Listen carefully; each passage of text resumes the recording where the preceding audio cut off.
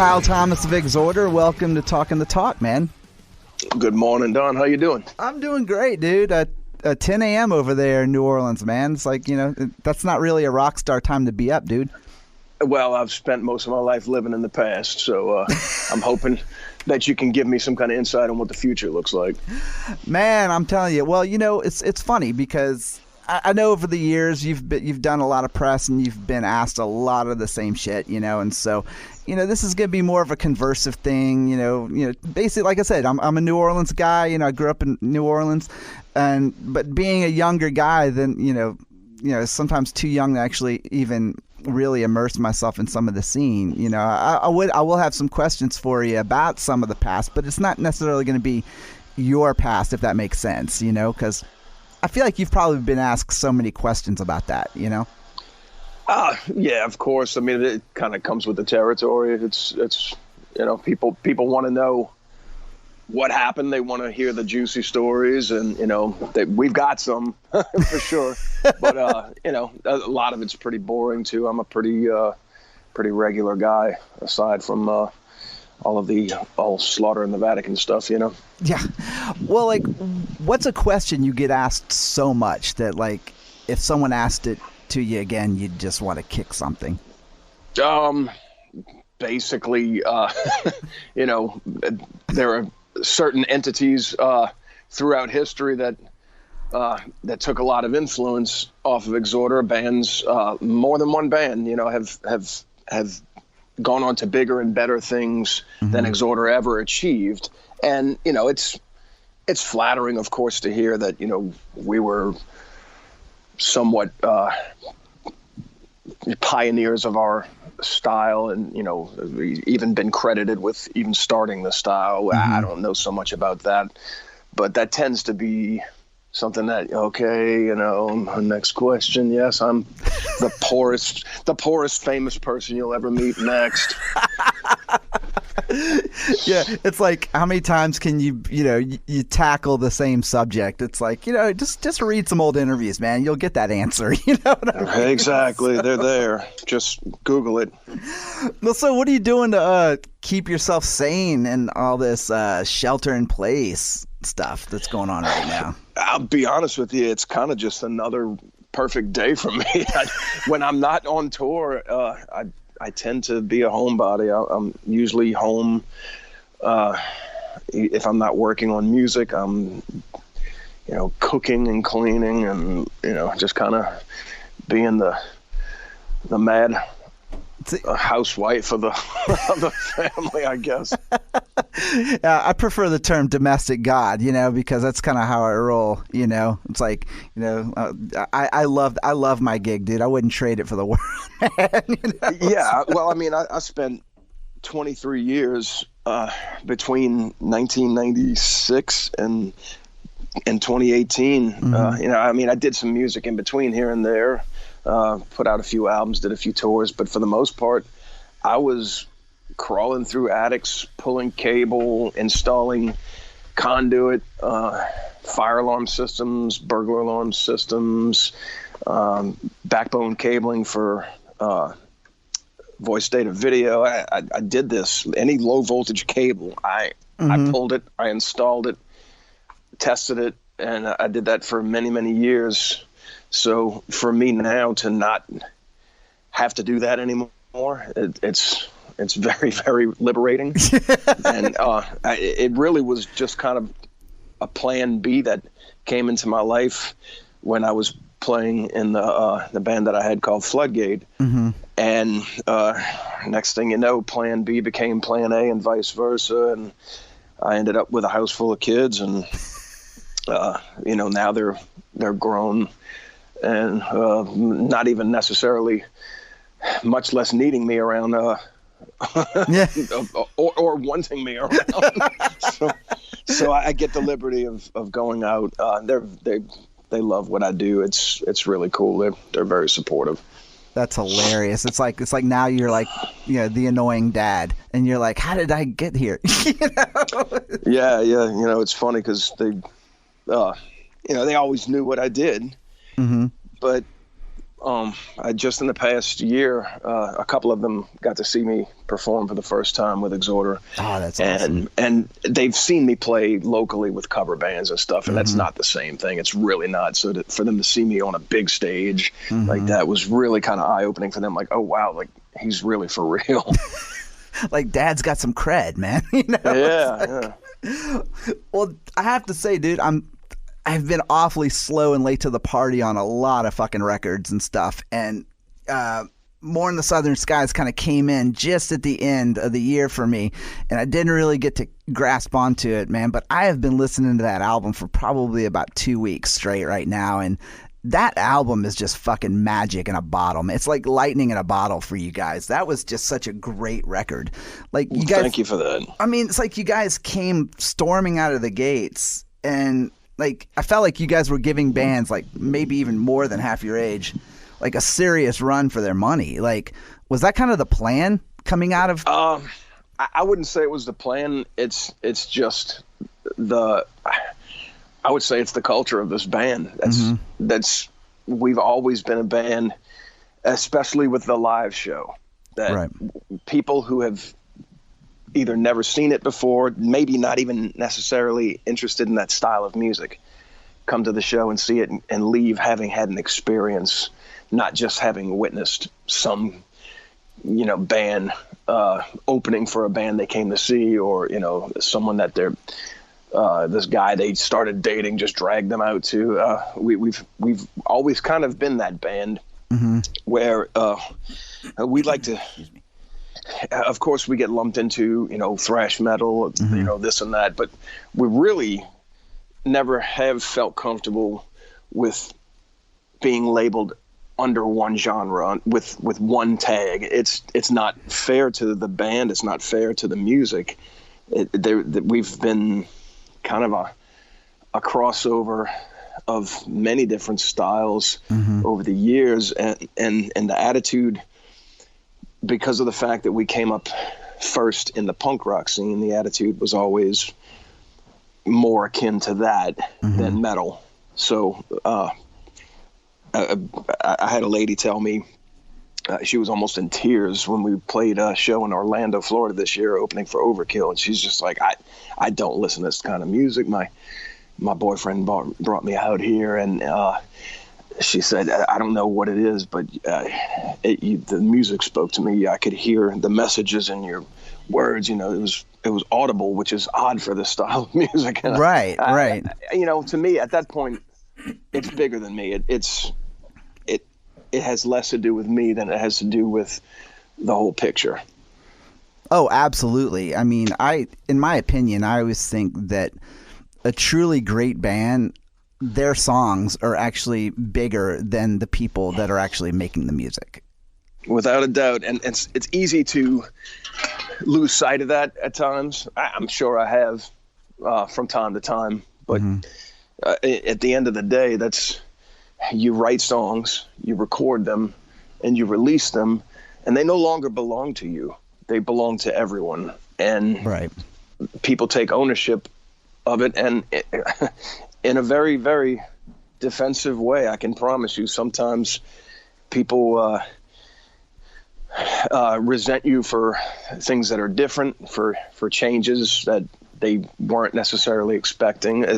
For instance, More in the Southern Skies is stylistically quite different from our first two albums, but we felt like it was genuine and from the heart. So, we feel like the greatest bands in the world record very different sounding albums. Therefore, you don't have a stale product that comes out. The trick to that is making sure that it comes across as genuine. And that's what we felt we did. We felt we gave an evolutionary, genuine product from the heart. And if people that are fans of this band are unhappy with this product, the good news is you've got two old ones that you can always listen to that will never let you down. But I think you nailed something right there when you were talking about it being evolutionary. I mean, because one of the things I loved about the albums, I remember when Slaughter and Vatican came out, it's like I said, I was freshman in high school. It came out just as I was about to move from New Orleans to Atlanta. And going back and listening to that album now in comparison to, More in the Southern Skies, one of the things I love about that is that it's exactly what you said. It's a transitionary album, but when you play them back to back with, like, say, you go from, Slaughter to The Law to, Mourn, it sounds like it's classically familiar, but at the same time, it's Exhorder in 2019. So to repeat what you've already done, to me, that's what stops me from being interested in bands, is when they've done the same album 5, 6, 7 times. I concur. It's frustrating to me when I read someone of the opinion that I don't like that new modern sounding production. Everything sounds too clear and too loud. I wish they had those old buzzsaw guitars, and we're like, God, we hated those productions. It's like, and that's no knock against the engineers and producers that we were working with, because God knows they worked as hard as they could to help it sound as good as we could finally get it. Mm-hmm. But we had really small budgets. We were inexperienced. We just didn't know how to make a great sounding record, especially on a shoestring budget. So, fast forward to today, where we've learned a whole lot between then and now. And if we haven't, shame on us. So we also knew, we came into this knowing more of what we didn't want to do mm-hmm. than knowing what we wanted to do. So we got in there with an idea of a direction to not go in, and took it from there. Well, I mean, there's so much new, technology and whatnot at our disposal now at this age that we're in. I mean, obviously my band was nowhere near the status or even talent of Exhorder, but like, I remember when my metal band in like 92 was recording our first demo, and it was a 4-track that had 2 tracks broken, and we had a microphone hanging from the ceiling. You know what I mean? Yeah, and it's like, that's it. And it's I recorded demos that way too. I understand. And it's funny because, kind of like what you said, I feel like the people that complain about, like, oh my God, the album sounds too good, are generally the same ones that go, oh man, I wish Slaughter in the Vatican sounded better. You know what I mean? It's like you can't win. Sometimes you just can't win, can you? I mean, it's never going to be good enough. And again, I think people get possessive of the bands that they admire and the music that they write, and it becomes kind of a territorial thing when I sing for Trouble also, and mm-hmm. I'm not the original singer, so I have to deal with a lot of people that, oh well, it's just not the same without Eric. Well, I'm not Eric. I'll never be Eric. Right. But I'm a fan of Eric, and I love Trouble. So I tell you what, you come, you don't want to listen to the songs that I recorded, fine. You come see us play live, and you walk away from that telling me that you think I didn't do a good job or pour my heart into it, then I don't know what else to tell you. Well, because I'm a fan. I'm a fan, and I care. Exactly. It's funny because I was talking to I've talked to him a few times. Lawrence Gowan from Styx. And, of course, he came in and replaced Dennis DeYoung, and he was telling me, he said, I've been the new guy for over 20 years, and I'm still dealing with the whole, yeah. He doesn't do it as good as that. And he's like, look, I've been in the band 20 years. If you don't like it, sorry, don't come to the shows, That's just it. Go put on the old albums, and they'll never let you down, like I said. Yeah. Well, so, like I said, I grew up in New Orleans, grew up in Metairie, and I remember the scene just being, looking back on it now, it was such a diverse scene. Like, I don't ever remember there being many tags on it, on music. Like, to me, it was like, I just remember it all being metal. Like, you had Lillian Axe, you had, Dark August, Victorian Blitz, you guys, Shell Shock, bands like that. You know what I mean? And I feel like that it didn't always have like a tag, but Exhorder and some of those bands started to do something really different. So, like, where did that influence come from that was kind of setting you guys aside from, say, like the other New Orleans bands who were kind of more in the melodic hard rock type of spectrum? I think we all, when we put this thing together back in '86, there was only one guy even in his 20s at that time. So we were all kids. I was the youngest. I had just turned 16, so literally writing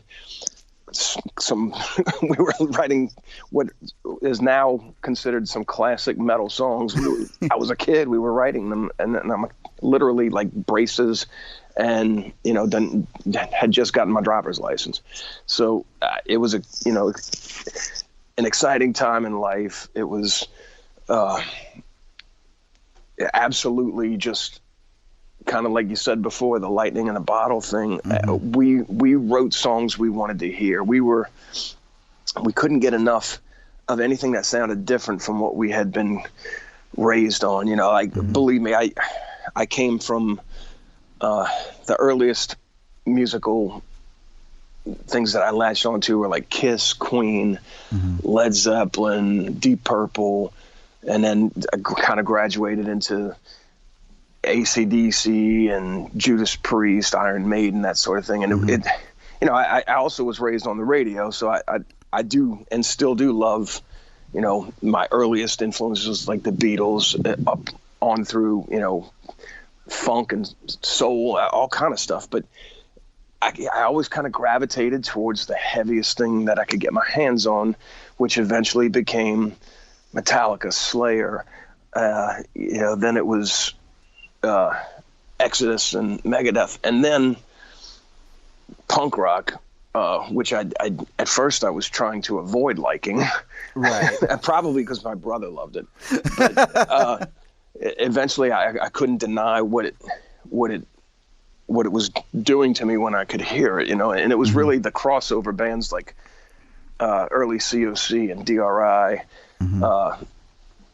Charged GBH and Agnostic Front, these bands that had metal elements but were more punk. Mm-hmm. And then I realized, well, hell, I'm listening to metal bands that are, just have that punk edge like Metallica and Slayer. I was like, holy crap. It was a friend of mine at school told me, I told him I didn't like punk, and he said, Kyle, Metallica and Slayer are punk bands. Mm-hmm. And I got really mad at him, and he's my friend, and I wanted to fight him. I'm like, you don't call them, they're metal, and then it finally clicked on me after listening to Animosity by COC side by side with the Am I Evil Creeping Death EP by Metallica with, right. You listen to those back to back, and it's like it's almost the same thing, just slightly different language. Mm-hmm. So yeah, we had all of these things coming in, and we just couldn't get it up. We were grabbing it up. Celtic Frost, Destruction, and Dead Kennedys, and Fear, and all this stuff. We listened to all of it. And when we were first starting to put a live show together, we all kind of, except for one guy, except for Chris Nail, we all mm-hmm. came from the metal world. And so we were using our resources to try to get a gig. And people were like, we can't book you guys. What are we going to do with y'all? Y'all look like crap. The girls aren't going to want to come. And, it's insane. What do we do with this? It's too fast. And we were like, well, what do we do? And then some of our punk rock friends were like, just come and play a show with us. We'll let y'all play. We don't give a shit. And mm-hmm. That first show we did was magical. Everybody was just standing there like, what the fuck did we just watch?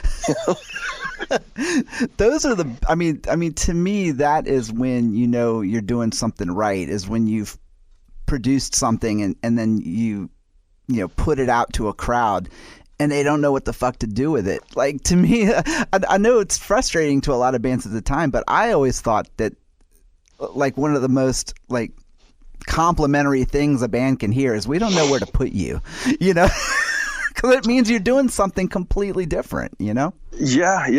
And we did a couple of shows after that, opening for, I think maybe Shell Shock, maybe Graveyard Rodeo. And, mm-hmm.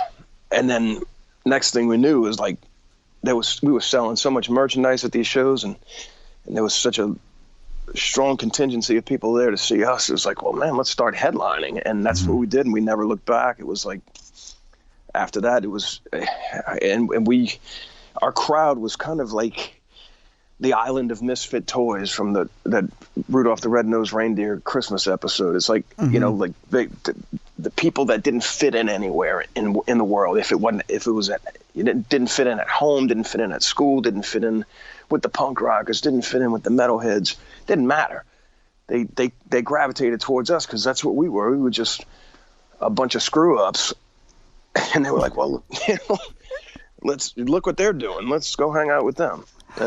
And we always kind of made it more like a hangout than a big presentation. We never hung out in the green room. We hung out in the crowd. It was right. It was like, oh shoot, we got to go get this, you know, pain in the ass show out of the way so we can get back to drinking with everybody. Yeah, it's funny because, like I said, like I do remember, you know, going to shows at like St. Christopher CYO, you know, with like, you know, doing the whole, you know, Razor White, Lillian Axe, and they always kind of had this, you know, as much as I love those bands, they were always very like, it's like they put on like, it's like they looked huge, you know what I mean? Yes. Like they had the stage, the drums, the hair, everything, and then yet at the same time you had, you know, Exhorder, Victorian Blitz, Shellshock playing at the VFW like around the corner from my house. You know what I mean? So it's like I loved that at some point there started to be some sort of separation. But with that, was there a lot of was there still a camaraderie that kind of spread through, you know, that kind of broke through the genres, or was it pretty much compartmentalized and everyone just kind of stayed away from each other? In the beginning, it was tough to get people to do the crossover. Like I told you, for me, it was kind of a thing that happened over time. And I think for the majority of people, it was the same way. You had a handful of people that would go to both shows and some people that just would never go to either or. And, you know, not even so much as not be interested in it, but, you know, poke fun at it from the sidelines, or just flat out hate it and want it to go away. And I had come from the metal side, so I never really wanted anything bad to happen to the metal scene. I was more or less disappointed that it took a long time for it to embrace me since I came from it. But you know, there were guys in the band that totally, you know, thumbed their nose at the metal genre for a long time, even though they came from it. They were like, you know, to hell with this. I'm out of here. And then there were a lot of the punk rock purists that never would embrace us because we were so metal. So it was tough. It's kind of a slippery slope to be able to please both sides. At the same time, you can't please everybody. So, you know, the metal purists, we were never metal enough, and the punk purists, we weren't punk enough. But that barrier broke down a lot over the years. Relatively quickly. I noticed then a lot of the metal bands started emulating. I'm not going to say that they were necessarily copying us, but you know, all of the bands that played in the circuit that we were playing, a lot of the metal bands started, you know, maybe losing the spandex and the teased hair and going with a little bit more of a street look. And I was like, yeah, man, come on, you know, that's great. And then there were people in our scene that were like, look at them, you know, they went from being posers to, you know, now they're posing to look like us. And I'm like, they're just trying to find themselves. They're trying to be comfortable. It doesn't matter. And that's such a great attitude to have. And to me, that's where I connect with you on this, is because, you know, I was that kid growing up that I didn't really fit in with the, you know, metal or die crowd, but I also didn't fit in with the, you know, I'm ugly as fucking sin, man. So I definitely didn't fit in with like the girls and that thing. So like, you know, I had this like little, kind of like you said, this little island of like 4 other misfits where, you know, we weren't afraid to say that we loved Extreme and that we thought some Winger songs were cool, but at the same time, like, we loved Slayer and we loved Megadeth and we loved Anthrax, but we also liked the Allman Brothers. You know what I mean? And sure. And it's funny because back then, when I couldn't get enough of hardcore style music, it became I became obsessed with it. It was all I wanted to hear. I abandoned my early metal roots and kind of even looked down upon it for a little while. And then as I got older, especially now, people try to turn me on to more modern metal, and it's really difficult for me to, I'm not some elitist that won't have it. I don't listen to it anymore at home. On occasion I do. Like the other day, I was out here on my porch and I was kind of just shuffling my whole Pandora, and I've got a lot of stuff in there. I mean, I might have the Four Seasons go into Slayer, followed by Michael Jackson, followed by the Best of Bread. So you just don't know what's gonna pop up when you get to my house, and it's usually going to be much different from metal. I'm a music fan. I started listening to a wide spectrum of music that my sisters and my mother helped bring me up on, and then I started playing trumpet at 8-9 years old, and so I was a classically trained musician. I took lessons on the guitar and bass. In addition to the trumpet, I spent 3 years being a classically trained singer in the school chorus. After a while, you realize that there's more to life than, Too Fast for Love by Motley Crue. It's just, there's much more there. And it's so funny because I always hate to say this as, I don't know. I feel like some people say that I use it as an anchor sometimes, but I totally believe that coming from New Orleans is kind of a special place because we're taught early on about music culture more so than just about any place I feel like you can live in the country. Like I remember my parents listening to, the Neville Brothers and Irma Thomas, but at the same time, my dad would pop on, Inagata Devita, and Sure. Styx and stuff. So it's like, just the variety of music that we grew up with. I feel like, at a certain point in your youth, you're like, fuck all that, man. Fuck, anything that's not heavy.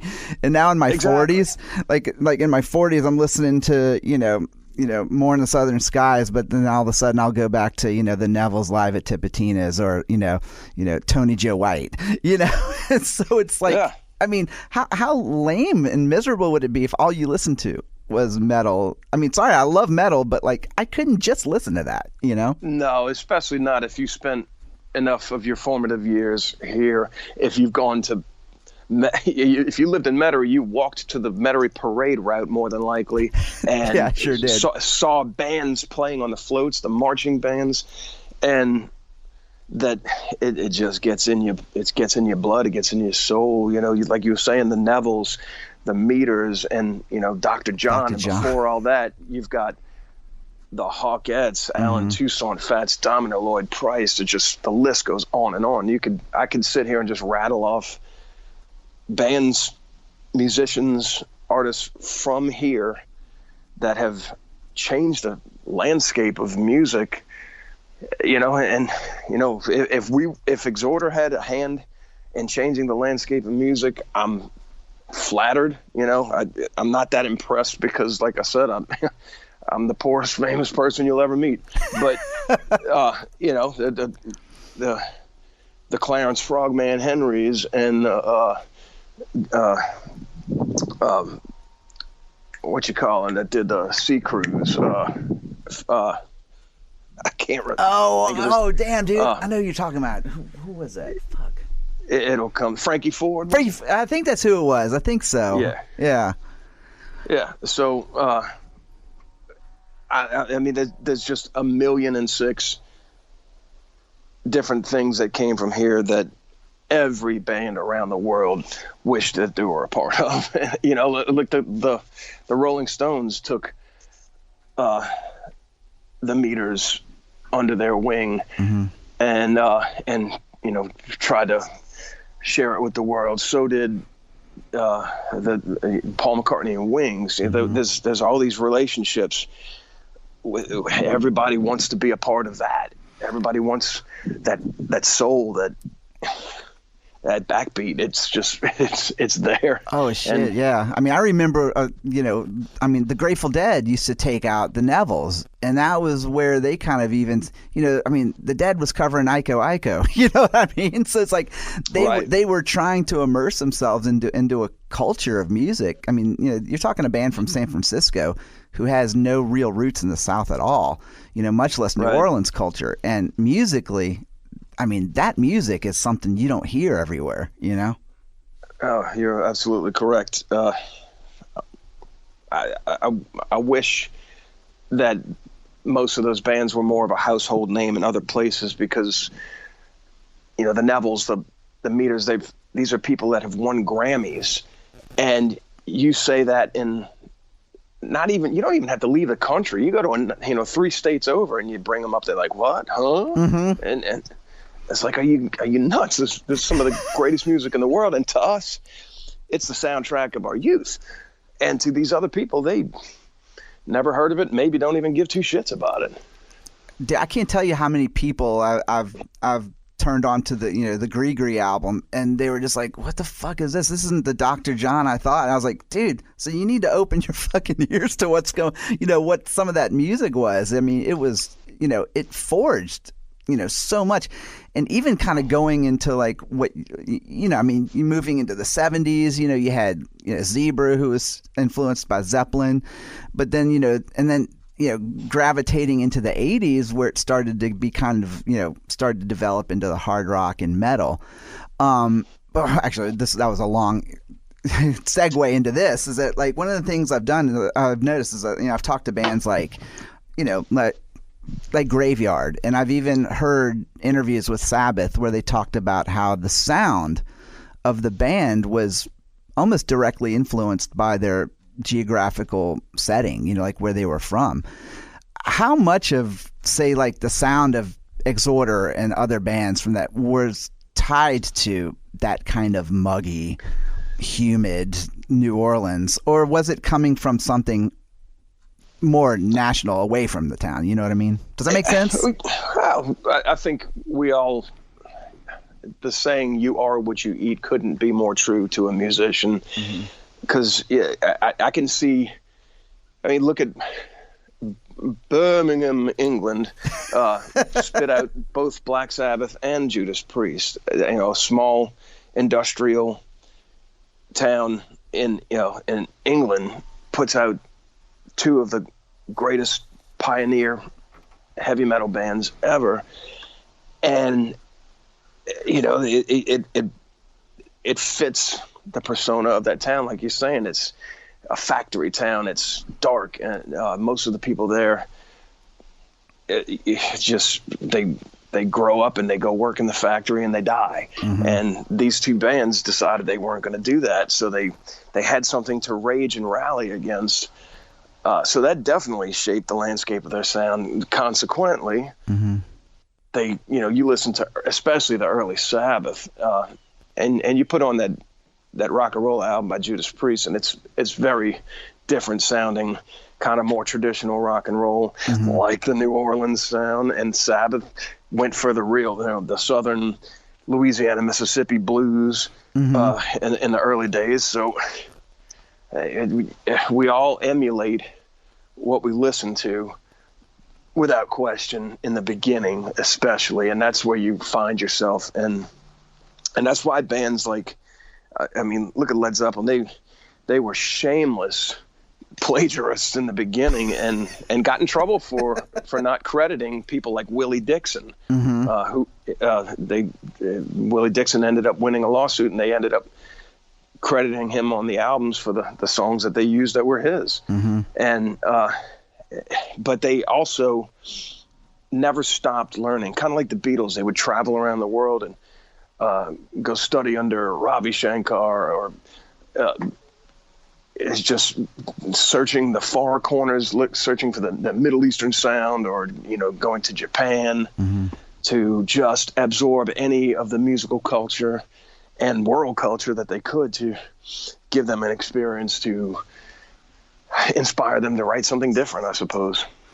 Yeah, dipping into the culture of the music where you come from, obviously, plays a part in shaping, the sound and like what kind of music, you're producing.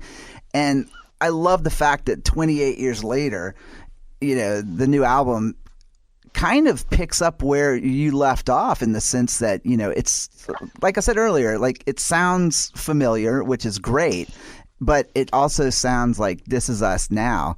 But one of the things I noticed too is I loved your, the band's kind of motto right now is like thrash is back. So like, what's your outlook on the current state of music, and where did thrash actually go? I don't know, because I don't listen to it. I'll be honest with you. Our manager came up with that thrash is back thing. We were kind of like, okay. Dude, I love that you're just totally on. You're like, I don't know. Yeah, I mean, when I listen to thrash, when I'm on tour with thrash bands or at a festival, that's when I listen to it. Mm-hmm. I of course, I grew up and I've got my classic albums that I love, and I don't have a hatred for it. And when I'm watching it live, I enjoy it a lot more than I think I would sitting on my back porch. Mm-hmm. But I don't know. I do know this much. Thrash did go away right as we were starting to develop as an artist mm-hmm. in the early 90s. Mm-hmm. We formed in 86 and released our first demo that year. And every song except for one on Slaughter in the Vatican was completed by 1987. And every song on that album was completed by 1988. So we had really been out and doing what we do in the heat of it all while it was happening. We just didn't get our break mm-hmm. until 90 when the first album came out. And it was around that time that death metal was really kind of starting to be on the rise, and mm-hmm. the extreme metal fans were gravitating towards this new fresh sound. And I do like some death metal, but I'm not a giant fan. Kind of like, I like some thrash, but I'm not like a purist fan. So I like what I like of it, and the rest of it, I'm like, okay, it is what it is. Don't have a hatred for it, just kind of indifferent. So it was tough for us, though, trying to be a band that we always felt that we could be one of the biggest bands in the world. And if you don't feel that way about your band, you're doing something wrong, and you're doing a disservice to yourself. Mm-hmm. So absolutely. We always felt like we could be an arena quality band, putting on that kind of live show, speaking to that wide of an audience. Maybe having an album called Slaughter in the Vatican and songs like Anal Lust probably didn't help us in our quest. But truth be told, we today it's tame by comparison, so. Oh, dude, dude, I just got a press release for a band called Shitfucker, and I'm going, like, I don't think that band's going to be getting airplay anytime soon, man. It's like, chances are you're not going to see them on Solid Gold. Or even a marquee, It's like, right. I mean, because even now, like you said, even with stuff that's, like so much of the stuff like music that we listen to, I'm 46. I don't know how old you are, but I feel like I just turned 50. Okay, so we're close in that generational, section of listening to music. Is that like, I remember when we were kids, is that, oh my God, Venom, Merciful Fate, it's like, oh my God, so extreme. It's dangerous. You can't listen to that. And it's like now you listen to Venom and you're like, this sounds hysterical compared to some of the shit that's out now, Like, and think about it. Like before, you're talking about the rock and roll bands like Little Richard came out and people were like, oh God, it's devil music. And then, then the Beatles and Led Zeppelin and Queen, and they're like, you play the records backwards and, this message is Knights in Satan's Service for Kiss. It's like, I always told people, like, they used to play records backwards until Slayer and Venom came out, and then you didn't have to play them backwards anymore. The message was right there in your face forward, just as brash as could be, and it was frightening. I remember when I first embraced Slayer, because I really heard Slayer before I heard Venom. I had heard of Venom, right, but I had never listened to them.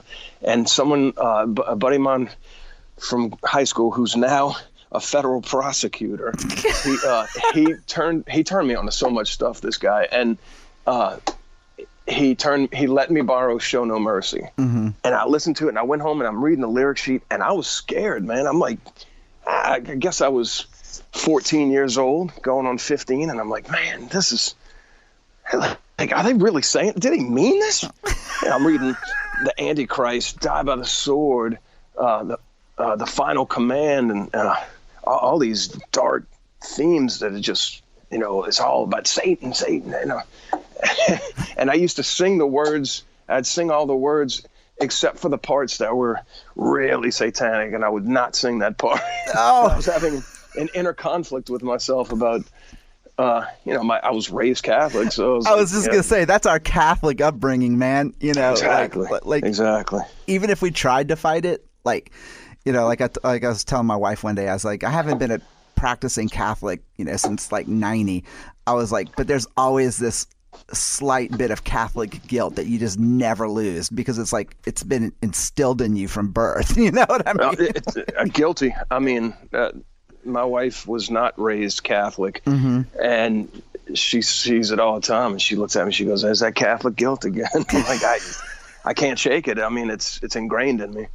Oh, it totally is. And like you were talking about, like those album, those lyrics and stuff. It's like I remember buying the first Wasp album and taking it home and reading the lyrics to Hellion. And like on the back of the album, it says, the gods you worship are steel, at the altar of rock and roll you kneel. And I just remember going, how dangerous that sounded. Yeah, I was like, could this potentially make me go to hell? Like listening to this, like. And you look at it today, and it's like, are these guys for real? Yeah, exactly. It's like you look at it now, and it's kind of like going to Spirit Halloween, and looking at all the the corny costumes and shit, and you're like, wow. But it shows you the time that we came up in and how everything has changed. But like, do you kind of miss that kind of thing where it was almost kind of not really super in your face, but like bands like Wasp and Venom stuff who kind of spun it in a more lyrical kind of fashion to make it like kind of scary, mysterious. Do you feel like the bands that do it extreme now are kind of pushing it too much? To me, back then versus now, it's kind of like the difference between when you're a kid and at Halloween you go to a haunted house and you're scared. And then you see it when the lights are on. Or you see somebody take that mask off, and you're like, okay, and you realize theatrics.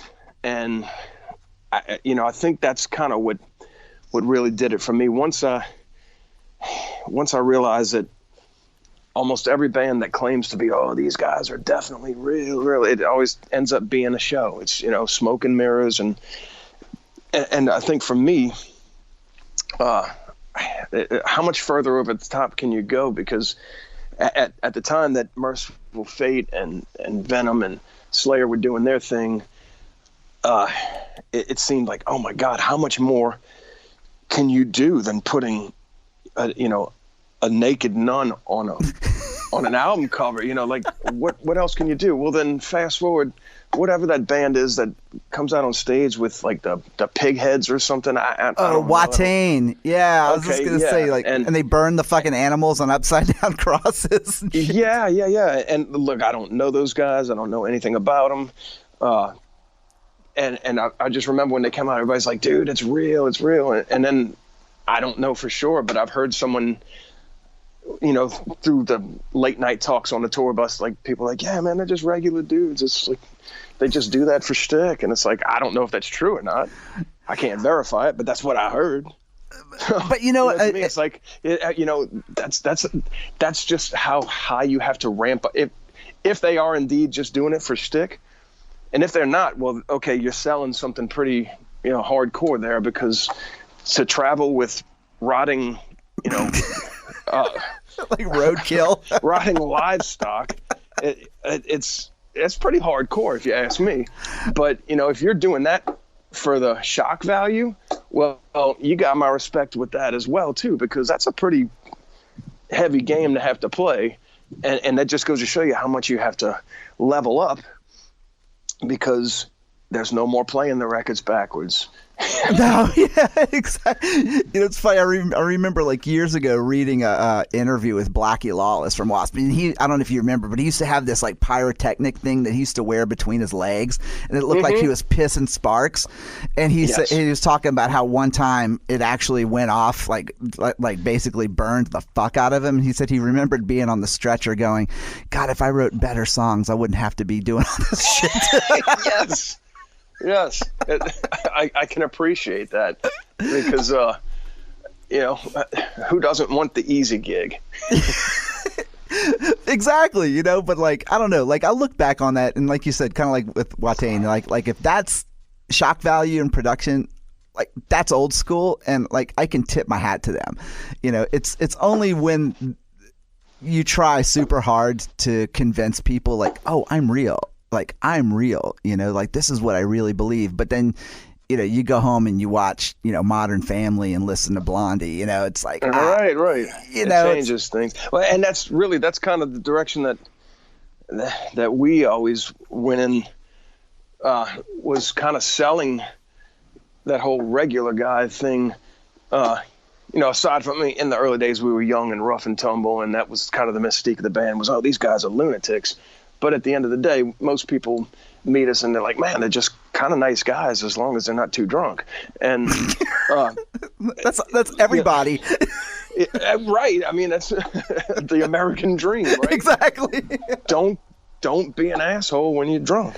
So, but we're still kind of selling that regular guy thing on the road now. When we go out and play these shows, first thing we do when we get off stage is we go out into the crowd and start talking to people. And if they want to take pictures, we'll take pictures. If they want us to sign something, or if they just want to talk, we don't care. But we've noticed that it goes a long way with people. They've got an appreciation in this day and age, especially with social media. I think there's more of an interest in people wanting to get to know the real you, instead of just you being on the picture of the sleeve of a CD.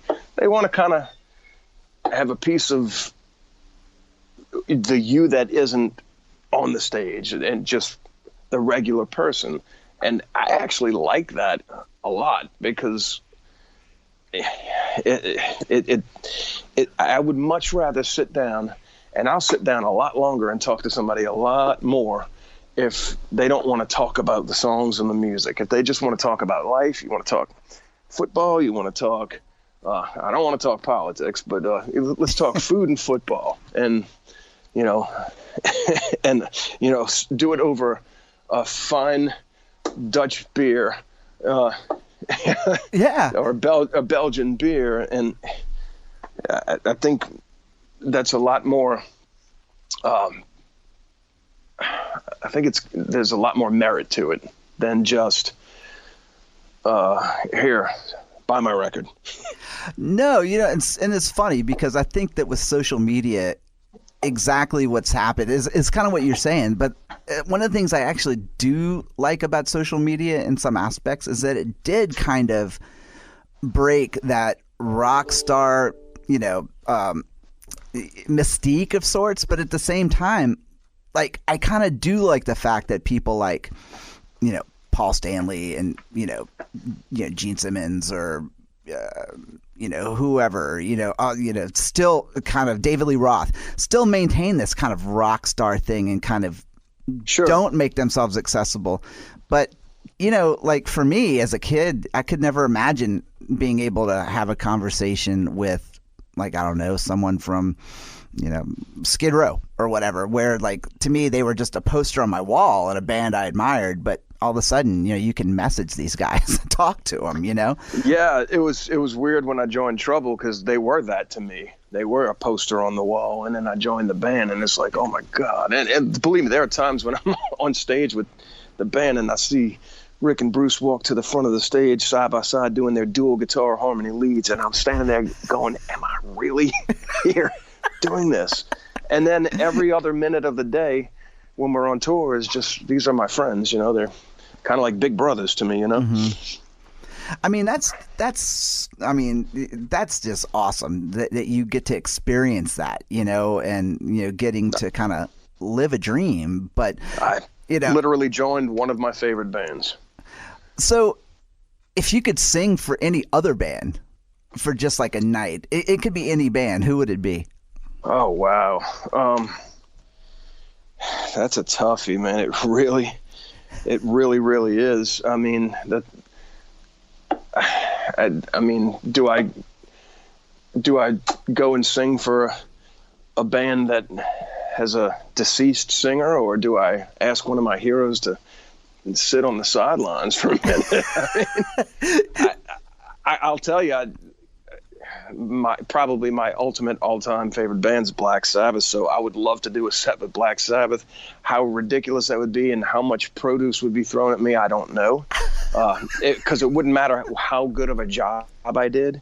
I'm not Ozzy, and I'll never be Ozzy, and, you know, Ozzy could have one of his worst nights ever, and he goes out there and douses himself with water and jumps up and down like a frog, like he always has, and everyone loves it because why? Because he's fucking Ozzy. You know? But yeah, I probably selfishly would love to do a set with Black Sabbath, or a tour, or an album. Dude, hey man, you know what? That's why they're called dreams, bro. You know? Yeah. But I'm content to let them be magical heroes to me. So, but if Geese or Tony or both ever wanted to call me, have your people call my people. Oh, you heard it here first, man. You know, give Kyle a call. Well, so I only got a couple more, man. By the way, I've really enjoyed talking to you, man. This has been really cool.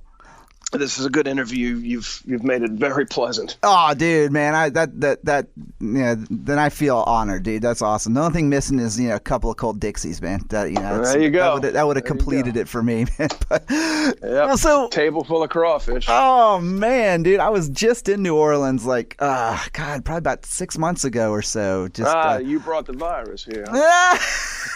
I hope not, man, because I was, dude, pretty much, you know, it's like when you get older, you kind of lose that whole like party aspect. You know, it's like I don't want to go hit all these bars late at night and stuff. So, you know, I was down in the quarter at like, you know, 11 in the morning and just ate my way down Decatur Street.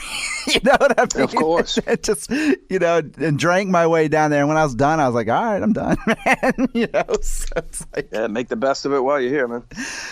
Well, so what is one album, in your opinion, that you feel like everyone should own? Oh Lord, I got a million of those, and it rotates day by day.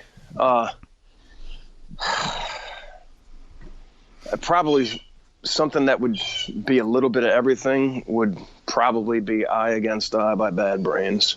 Oh, yeah, that's one I don't hear ever, to be honest. I mean, it's heavy, it's melodic, it's punk, it's got reggae life in it. It's a little bit of everything. Like I said, you know, those guys were so dynamic.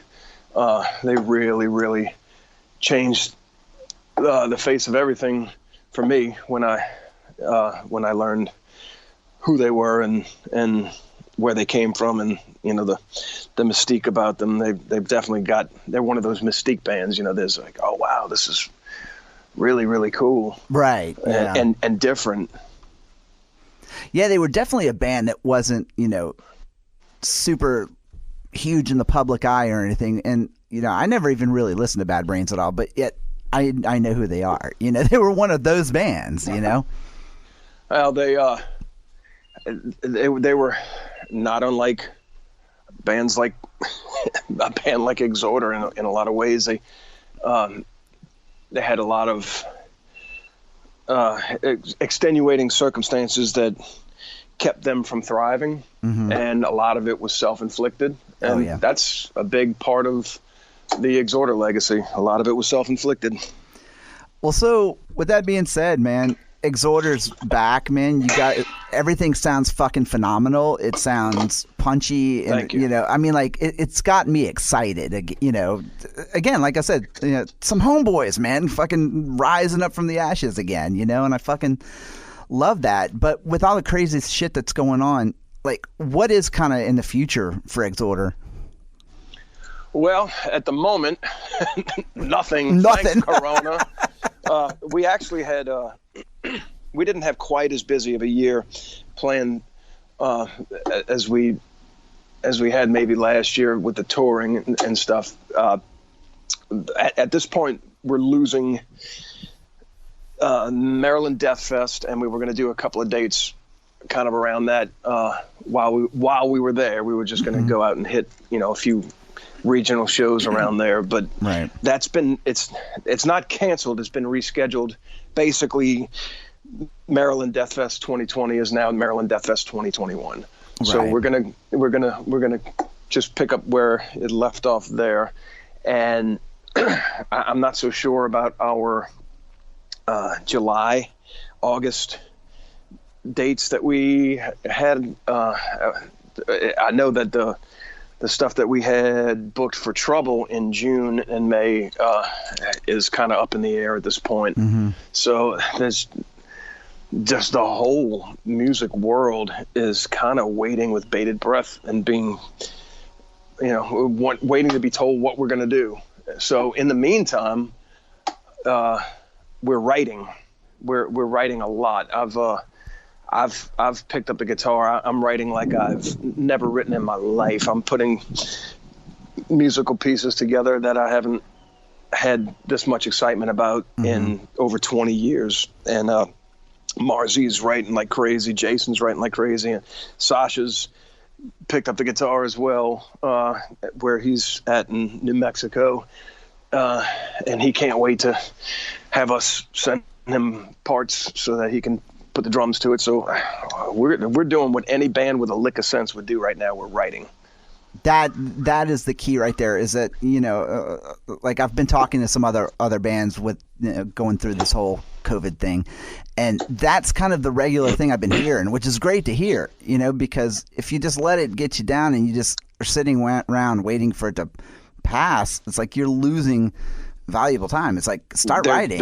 Yep, there's going to be, I have a feeling there's going to be an onslaught of new music that comes out in late 2021, because everyone's writing right now and then they're going to be recording. So you're going to have a flood of albums come out in 2021, 2022. So the good news is I think the market will be good, because the consumers are just as frustrated as we who make the product are. That everybody's got cabin fever right now. All I can see on social media is everybody's dying to just get out and like I said, I'm typically a stay-at-home kind of guy. My wife's a lot more social than I am, so usually when we go out, it's because she's dragged me out. But when I go out, I'm happy to see my friends. But I've been joking with them, like, man, this is so bad that even I miss y'all. I was just telling a friend yesterday. I was like, I'm like you. I'm a homebody. I'm more than happy to hang out here in my basement and listen to records and play my guitar and practice with my band and stuff. But like if a show comes up and I don't want to go, I'd be like, I think I'm gonna stay in. Like that's one thing. But now that I can't do anything, it's like I want to do everything. You know what I mean? Right. It was weird. My daughter and I went to the store this morning and we got in the car, and I said, it feels so weird to be in the car right now. She's like, I know.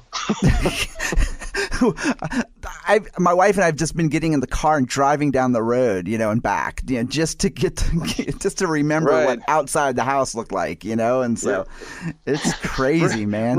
Remember the world before Armageddon? It's almost like I thought I was going to see like barren wasteland when we went out, and I'm like, nope, there's still cars in the drive-thru at McDonald's. I'm like, all right, so life ain't completely dead, you know? No. There's a lot more people out and about than probably should be, but what are you going to do? You're going to tell people to never go anywhere anymore? Oh, well, there's the ones there's those of us, kind of like you said, that are going to adhere to it because we know that the more we do it, the quicker it'll be done. And then there's the others you can't tell them anything. So you just got to do your own thing and just know that you're playing your part and everything. It's that Catholic guilt, man. If you go out, you're going to hell, Kyle. Right. At least all my friends will be there. I love it, man. Well, Kyle, dude, thank you so much, man. This interview ran probably a lot longer than you were expecting, but I totally enjoyed talking to you and getting to know you, man. It's been a pleasure, man. Absolutely. Yeah, it was a pleasure, and it went by quickly because it was a good one. Well, I will take that. Like I said, I'm honored for that, man. Thank you so much. And look, hopefully we'll keep in touch and cross paths soon, man, without having to wear a mask. So Absolutely. Well, thanks again, man. I appreciate it. Thank you, Don. Appreciate it. Thanks.